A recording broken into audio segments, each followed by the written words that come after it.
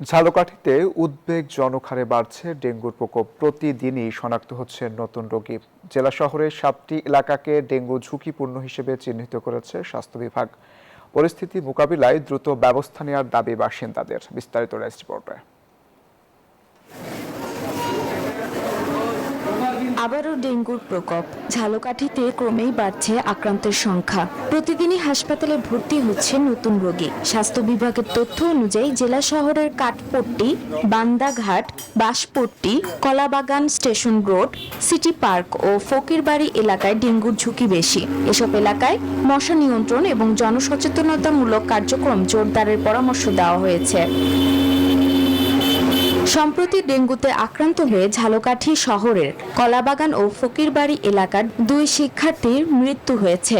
এদিকে মঙ্গলবার দুপুর পর্যন্ত ঝালকাঠি সদর হাসপাতালে 26 জন, নলছিটি উপজেলা স্বাস্থ্য কমপ্লেক্সে 3 জন এবং রাজাপুরে 11 জন ডেঙ্গু রোগী চিকিৎসাধীন।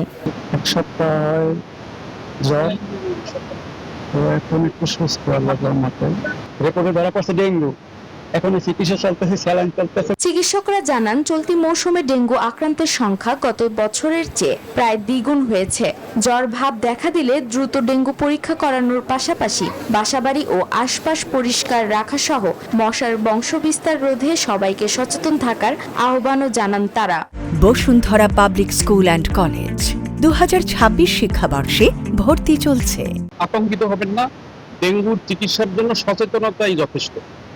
আমাদের এখানে আপনাদের জ্বর, বিশেষ করে 3 দিন 4 দিন জ্বর থাকার পরে এই জটিলতাগুলো হতে পারে। এই জন্য জ্বর অবস্থায় আমরা সতর্ক থাকবো। তরল খাবার, স্যালাইন, তারপরে আমাদের স্যুপ, এরকম জাতীয় খাবারগুলো আমরা বেশি খাবো। এই অবস্থায় ডেঙ্গু প্রতিরোধে আবাসিক ও বাণিজ্যিক ভবন, শিক্ষা প্রতিষ্ঠান সহ বিভিন্ন স্থাপনায় অভিযান চালায় প্রশাসন।